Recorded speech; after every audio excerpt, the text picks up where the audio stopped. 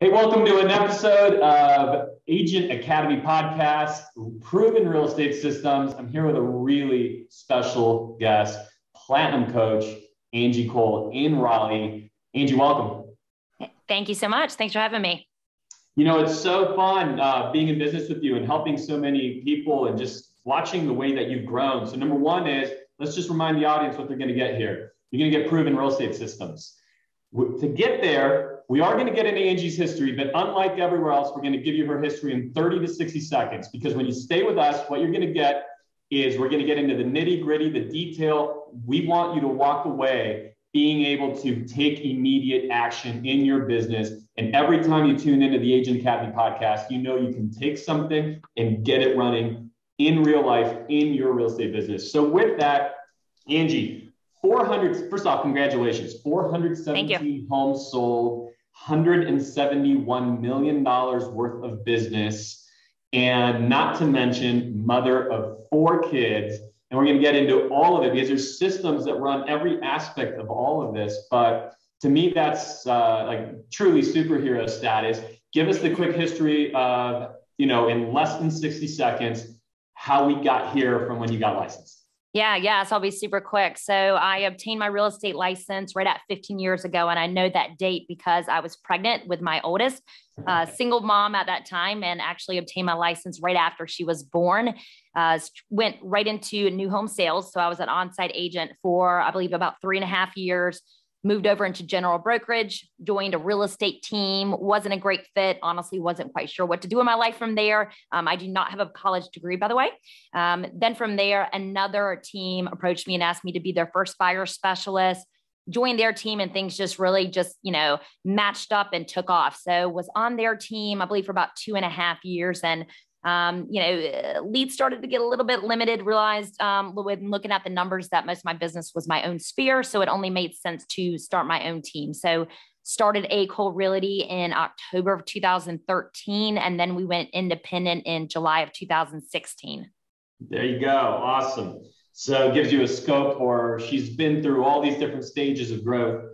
And because this is the Proven Real Estate Systems podcast, right, under the Agent Academy brand, let's jump into it. I know you excel in so many different areas. So this could be a really dynamic conversation from the things you're doing with your past client referral and repeat business, what you're doing on the social media side, where I'm going to say it the way I see it. Most people are wasting their time, just dabbling around in social media, hoping it'll create a magic, but you have systems for it. And then you can see it showing up in your business, and it's creating, like we said, 417 sales this past year. What's the goal this year, by the way? Yeah, 650 units, but honestly, we're going to crush that because I personally have a recruiting goal to bring on at least 3 new agents a month. All right, so you get a sense of her energy, her spirit, and the way she thinks. So this is gonna be a lot of fun. So let's jump in.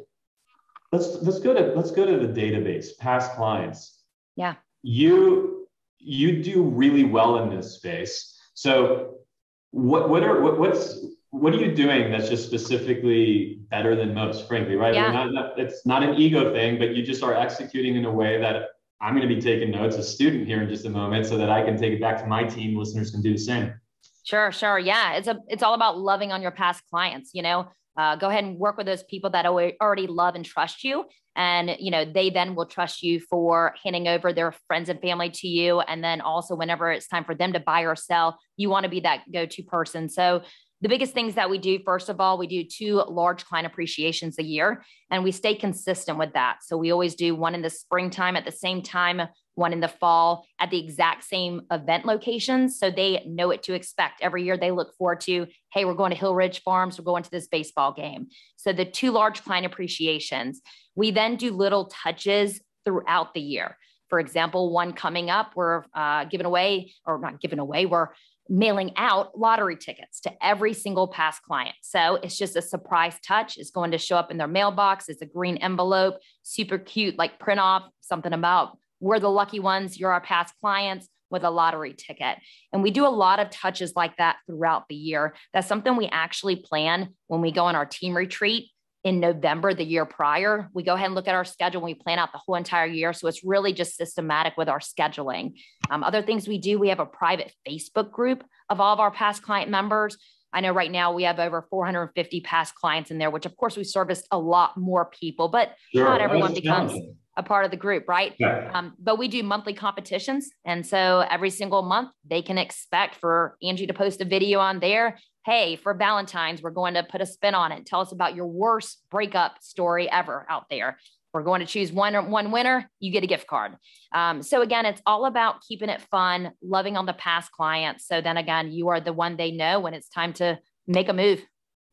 Awesome. So there's going to be the kind of big picture, and we have a few. What's interesting is, and that's what I love about this podcast that we're doing here, is we really find a space to dive deep. So you have the 2 client appreciation events, the lottery tickets, the Facebook private group for all of your clients. You take us, let's round out really quickly just the high level. And then what we're going to do is I'm going to select what, just in my own judgment, is kind of the most interesting or the most unique, and we'll dive into the actual system operating that piece of it. Sure. But in the bigger picture of it, do you have anything else going in terms of email, communication, home buy? What's the big picture? And then we're going to go granular. Sure. Yeah. And we do, of course, a lot of other touches. You know, if you close in the last year, we mail out your HUD mailer, or now called like a settlement statement mailer. We mail out Christmas cards. So we're doing a lot of touches throughout the year. But the big thing that we do, not only for our past clients, but also for our entire database, which we have over 50,000 plus people in our database right now, is we send out a video email every single week. And so you can expect a video email from me every single Tuesday. And it's me recording myself. And it's actually super simple to create. I just sit down and knock out, 2 or 3 videos, and I send them off to be kind of edited. And then actually a company will send those out for me. And it's just, a really quick 2 to 3 minute video.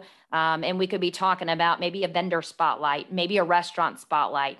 Let's talk about due diligence money today. So it's not always real estate specific. It's telling them about the area, keeping them in the know. But again, it's another touch. We're just staying in front of them.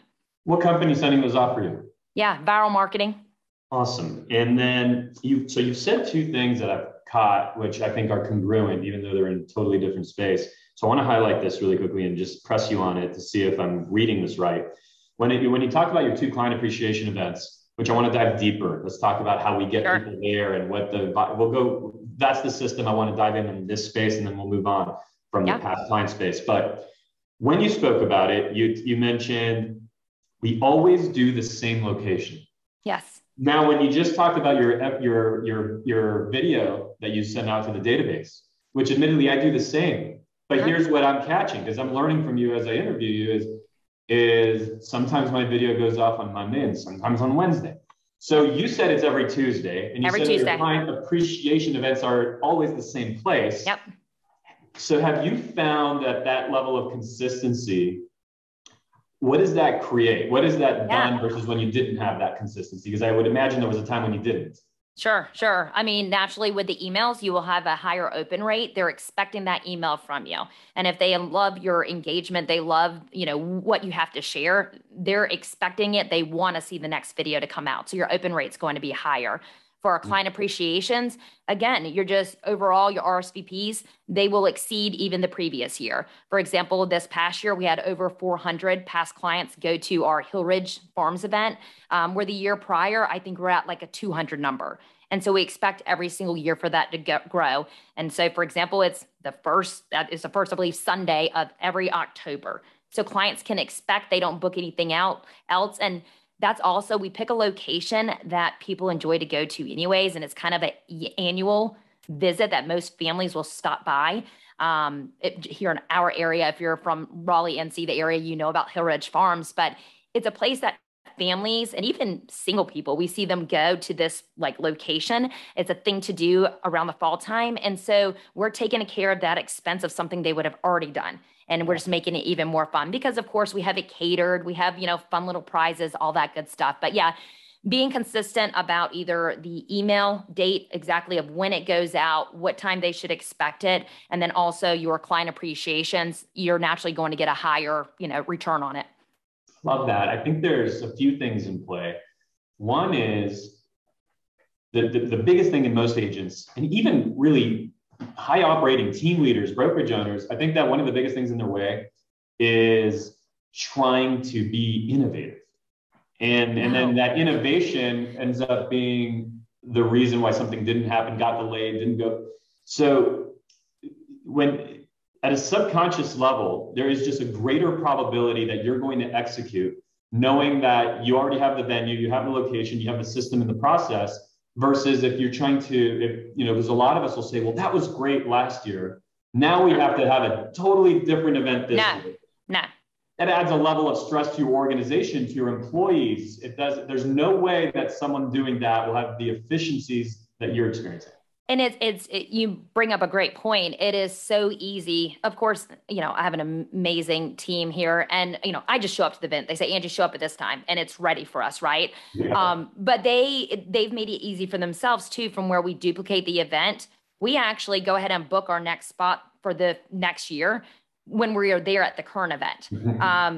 So it's there. You don't have to think other than was there anything that maybe went wrong? Could we have, perfected it a little bit better for next year? Other than that, just duplicate what you're doing. Don't reinvent the wheel. Just keep doing what you're doing, but do it even better. Yeah, you're in the business of those incremental 2 to 5% improvements that'll compound on one, but you allow the compounding effect to happen. Yeah. As opposed to new event, new location. Love that. Right. And I think that there's also just a level, this is more on a subconscious level, and this is in the head of your customers, your database, your clients, the people experiencing this world you've created. There has to be truth to the fact that they understand at either maybe a conscious level, but certainly at the very least at a subconscious level, they understand, wow, Angie's email comes something this simple. It comes through every Tuesday. Uh-huh. Who else comes through every Tuesday? I once had an agent in this other market, or maybe in Raleigh, but before Angie, that not only did it not come through every Tuesday, but I actually rarely ever heard from the person. Yeah. Not only do I hear from her, but I hear from her every Tuesday. And so in other words, long way of saying you are letting them know that you are dependable, that you are consistent, that you'll always be there. Mm-hmm. And that has to increase client confidence. Yeah, 100% agree. It's giving them that reassurance that, what, Angie and her team, they show up at the same time every week. And so like you just mentioned, they're going to be dependable. They're going to be responsive. And, it just really backs the reputation of our team. Love this. All right. So let's go to the client appreciation events. I think there's a lot of people out there that want to hold events or better events. So pick your favorite one. And let's give people the blueprint. And I mean down from what is the event to how do we get people there, the communication process with your database, what happens once they're there. Let's give them a blueprint to put their event together. Yeah, sure. Let's talk about Hill Ridge Farms, and just let you know it. Hill Ridge Farms, there is this large farm area where there's animals, but as the years go on, the owners just add more like fun things like a bouncy house. There's the cool slide, but this place is massive. Okay. I'm kind of downplaying how cool it is. So anyways, as far as marketing the event, like I said, we always know that is the first weekend in October. And I feel bad. I can't remember if it's a Saturday or Sunday. Don't hold me to that, but it's the first weekend in October. So our clients that have been with us, they're already expecting that invitation. We go ahead. It's all about, on the administrative side, of course, they're doing a lot on their back end. They go ahead and they firm up the date. They work with the actual owners of the location. And we go ahead and say, okay, we're expecting this amount of people just so they can be prepared with their their staff to be prepared for the big groups. Right. So we give them an estimated value. They also, our, administrative staff on our end, they also speak with, we always bring out Clyde's barbecue. Who doesn't love barbecue, right? And so they go ahead and connect with a barbecue place and go ahead and say, hey, on this date, we want you to come out. We want you to cater for us. And we are expecting this amount of people. So make everyone aware of what's going to take place. As far as the past clients, we always put out a feeler, first of all. Hey guys, remember, and we normally actually start sending this out about 2 months in advance. So people, their schedules are busy, right? Everyone has a busy life beyond us. So we need to get on their calendar and let them know that we are doing this event so they don't need to go there on their own. So about 2 months in advance, we go ahead and we send out an email to all of our past clients. We also post it in our social media platform where our past clients is specific and private to them. And we say, hey guys, save the date, right? We then, I would say it's about a month before, we actually sent out a formal invitation. We use Punchbowl because we're not limited on the amount of invites on there, all in one place. So we use Punchbowl, and it's a simple cutesy invitation where they can RSVP with the amount of people that they plan to bring with them. We love when past clients bring family and friend members because those could eventually be clients, right? So we're not telling them, oh, it's just you. Like bring a family member or someone who's in town, who's maybe, they could be thinking about moving to the area. We then from there as a team, we break up the whole entire past client list and we all call. So we have a call day, and it is so quick to go through those numbers. When you just break it up by the amount of, team members that you have, everyone comes in. Hey guys, after team meeting, we are calling every single past client and just a quick call. Hey, this is Angie Cole with A Cole Realty. Just wanted to make sure that you got our Evite invitation, inviting you to this event. Let me know. This is really interesting to me.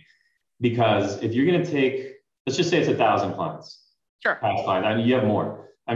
Just for the sake of numbers, or a simple example. If you have if there's 1,000 people on the list, you divide them up. Well, that implies that some people, your top performers on your team that have the most past clients, some of their past clients, because you're dividing everything equally by every team member, some other person on the team is probably calling their past client. Some other agent might be calling. So that's what I want to get at, the that's okay thing, because many would be like, whoa, that's not okay. So how do you make it okay? How do you make it so that, Agent Sean doesn't say, whoa, wait a second. Now agent, Debbie is building a relationship with my client. Sure. Does she call as Agent Debbie, or is just a representative of the team? Sure. I wouldn't say I'm an agent. I would just say, hey, I'm Angie with A Cole Realty. We just wanted to call and invite you. So I could be Angie, who's an administrative staff. I could be a team leader. I could be an agent, and if an agent has a problem with that, sure, they can call every single one of their past clients. And I bet you really quickly, they'd be happy to hand over some of their past clients to someone else to help dial, right?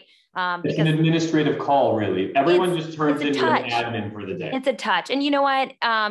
Within our team, I mean, we are big team players and here to help each other out. And I can promise you, every single time we do that call list, we actually get a referral from it.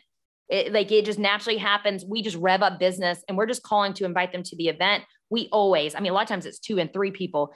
But, if I were Angie, the agent, calling and I randomly call Alex's client, and they mentioned there's a referral, I'm always going to do the right thing and say, hey, actually, you know what? Let me give this information to Alex. And he most definitely would love to follow up with them and follow back up with you. That's just the way our team operates. Love it.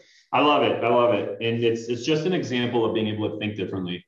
The reality is the way I'm processing it is everyone turns into an admin for an hour. Yeah. The calls, and that's it. It's their contribution. You're putting out a ton of effort, expense, hiring everyone, paying everyone. So this is their contribution to it.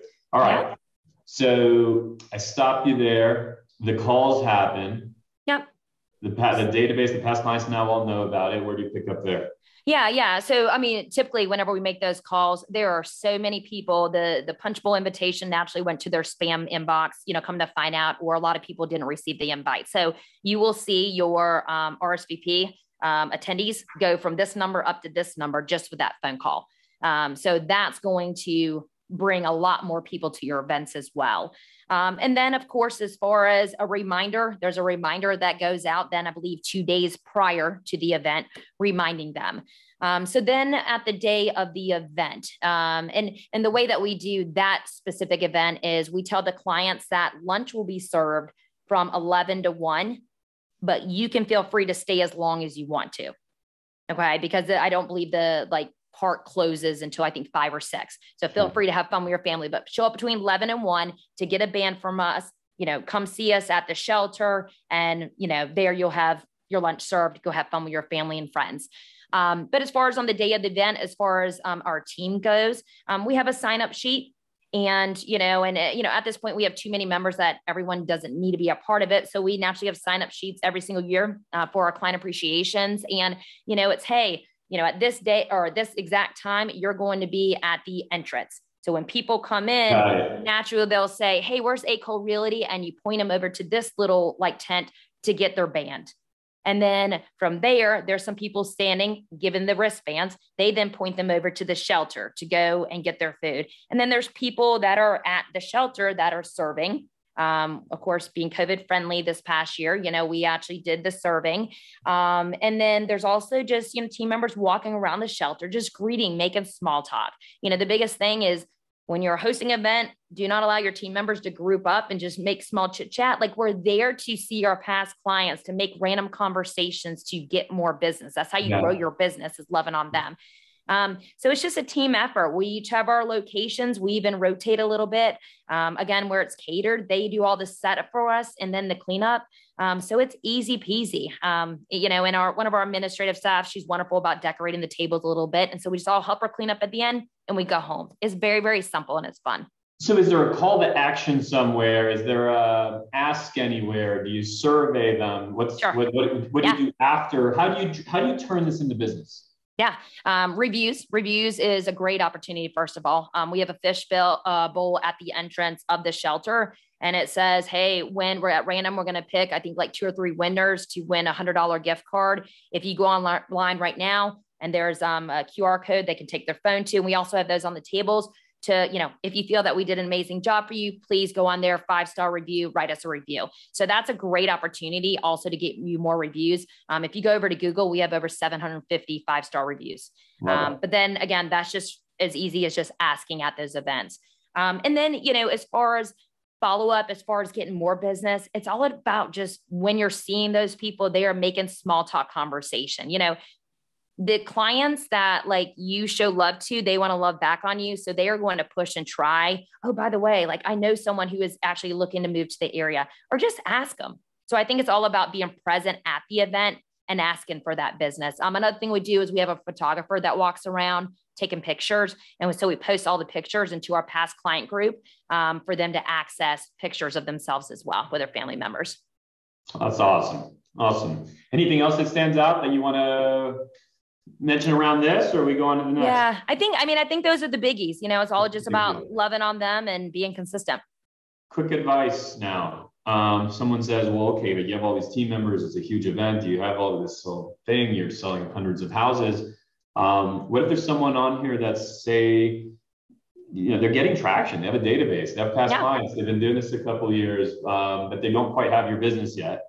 And they want to have their first event. Take yourself back to, I remember how scary my first event was. I didn't know if people would show up. Yeah. So what would you say to that person? Then we'll move on to the next system that we're going to talk through. Yeah. Every client appreciation starts with, even if you have one past client, there's one past client, right? We did these client appreciations when we first got into the business. As soon as I had, I think 20 plus closings under my belt when we were A. Cole Realty team, hey, let's do a client appreciation. So for example, and you could do something small too. We have a new event coming up. We're doing an adults only, like a couples event, and we're doing a charcuterie board making class.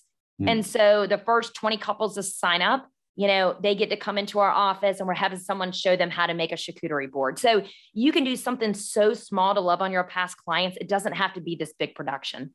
Absolutely. You can invite them to a local bar or whatever it is and just say, hey, use my name and I'm going to be there from 4 to 6 and I'll buy you a drink. Yeah. Do a Starbucks meetup. Buy everyone's coffee that comes in the door. So simple. It doesn't need to be elaborate. What it really reminds me of, Angie, is John Chet. He if you know his story, he talks about how he started, now you go to his events and hundreds of people and, he's sought after and it's all amazing. But there was when he got started and there was that humbling of him getting started, showing up, he arranged for different speaking engagements around, engagements. He was engaging himself, first of all. And he goes to his first few, you're talking about 2 people in the room. 4 people in the room. And it was the willingness to understand a couple of things. Number one is, can you put your ego aside? And then number 2, was that there were two human beings in the room.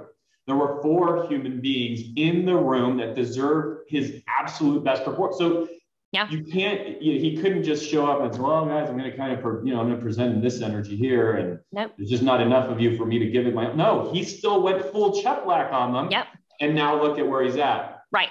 So it's the same for every single one of us. I had 0 clients. You had 0 clients. We both had 10 clients. We both had 100 clients, and it went from there. And so the number one thing is, here's what I want you. I want you to take notes on all the systems in the detail that Angie's providing, which is awesome. But I really want you to pay attention to the action that she's taken. To the fact that it's go and go and go. And you might have, you might have 10 ideas already on what else she could do at these events. Yeah. But here's the deal. Some people sit around putting all those ideas together and then never actually had the event. So take action, and you see that in her energy, and you see it in John's story I just shared, and it ends up being really. Just put it on your calendar, put a date on there, and then it must happen. Yeah. Okay. So here, because this is kind of interesting. Most of the time when people think about systems, they think about their technology or even something like what we just discussed. But the reality is, it's anything that you're going to get to do, anything that you're going to do at a high level truly does need process behind it. And you must have, I would imagine, to operate the business you have, to take care of the family in the way you do, to have the marriage you have, to have the children, 4 kids. To have the children that I have, there's a lot of them. There must be systems built around being able to perform that way. And I always say this is like superhero stuff to me. I just know how I know what my wife's life looks like. We have 3 kids. And so I can't imagine, just running a 171 million, it'll be a 200 million plus business this year for you. How do you manage that? What's the reality of it? Are you always, look, for those that get to watch this on YouTube or on Facebook, right, the video version of this podcast, they're going to see an incredibly well put together, well presented, strong woman. Are you always that way? And what's the, so let's go to what happens behind the scenes, but also there has to be systems for you to manage this. Otherwise it'd be impossible. Yeah. As far as the well put together part, Monday through Friday, I always am well put together like this, right? On the weekends, I can't promise that to you. But no, I always jokingly say I will never be that person that's taking their kid in the daycare that looks like a hot mess. Like that will not be me. But yeah, it's all about scheduling, right? And I am very consistent with my schedule. So very quickly to run you through my schedule, I wake up at 4:45 every morning. That allows me to run into the kitchen, make my water Gatorade drink and throw on my workout clothes. And I go upstairs to the workout room with the ages of our kids. So we have a 15-year-old, a 3.5, and then twins that are 15 months. So I think my husband would kill me if I left the house for him to manage. So they are still all sleeping at the moment at home. Hopefully they stay asleep. But so that allows me to go upstairs to the workout room and I get my workout in. And a workout doesn't have to be long, right? It's a good 30-minute, 40-minute max workout. So I do my workout typically from 5 to 5:40. And then between 5:40 and 6 o'clock, I then go downstairs. I make my coffee. I make the kids milk cups. I go into the car. I unpack their book bags, repack them with that's needed.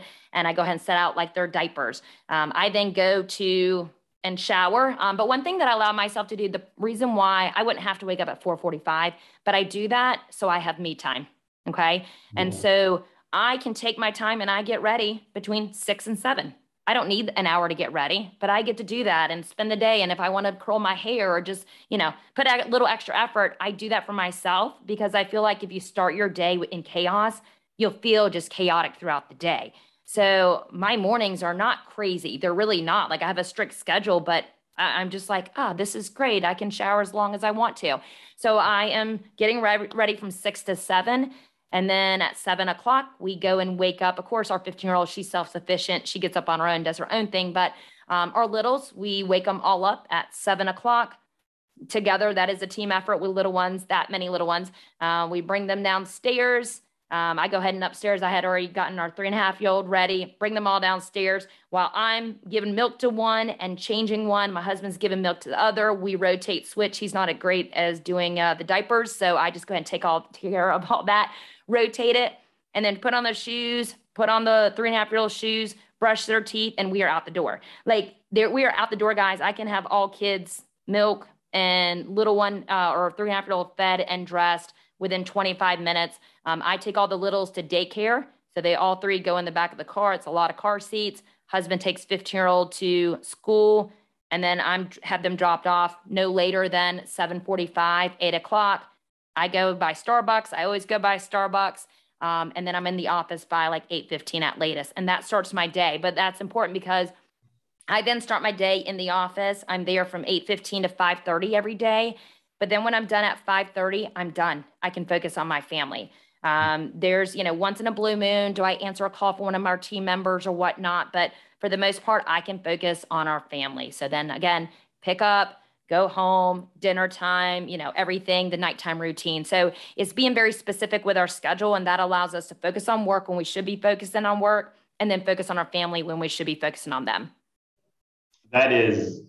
I don't even know. That made me sweat telling you all that. No, it's first off, it's good on you because by the way, not that there'd be anything wrong with this at all. Yeah. Like we have a live-in at my house, and we have help, and there'd be nothing wrong. But it's interesting. I think most people, without knowing the story, not really knowing you, most people would say there's no way she does diapers. Oh. There's no way she does. I wish I didn't.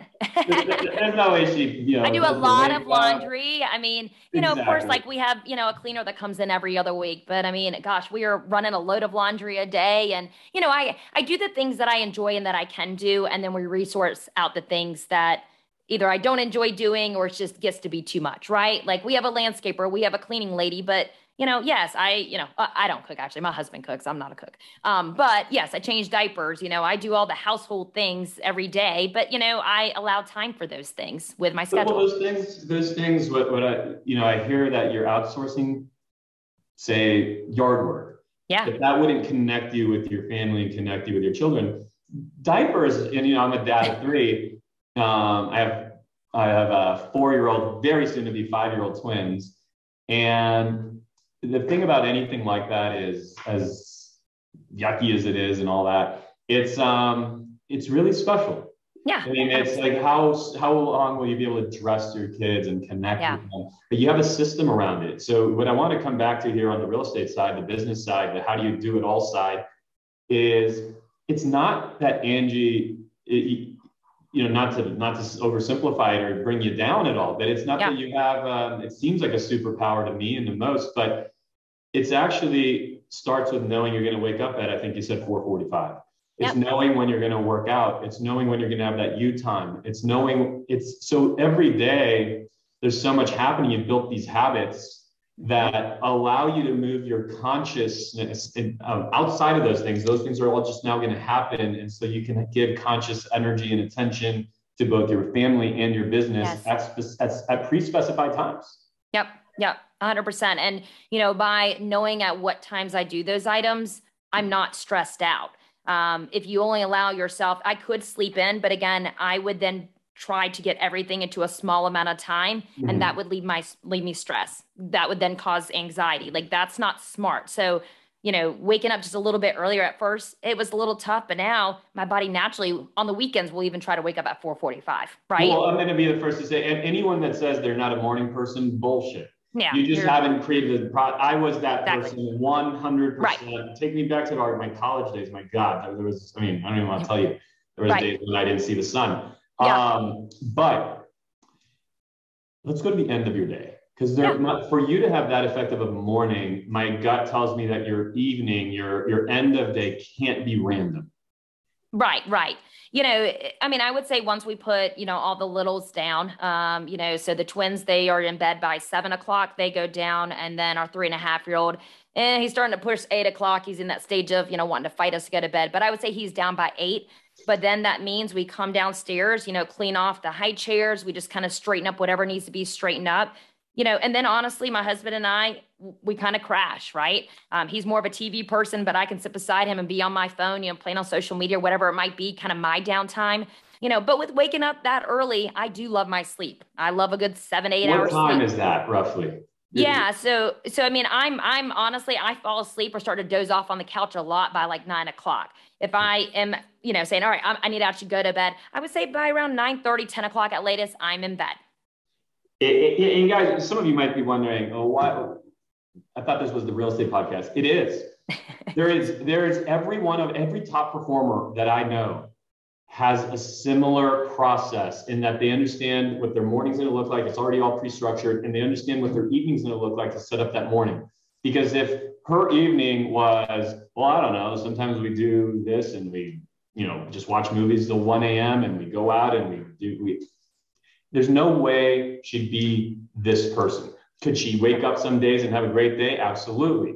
But there's no way that you'd be able to execute at that level. So I just think it's awesome. Right. I think it's worth highlighting. Before we finish out,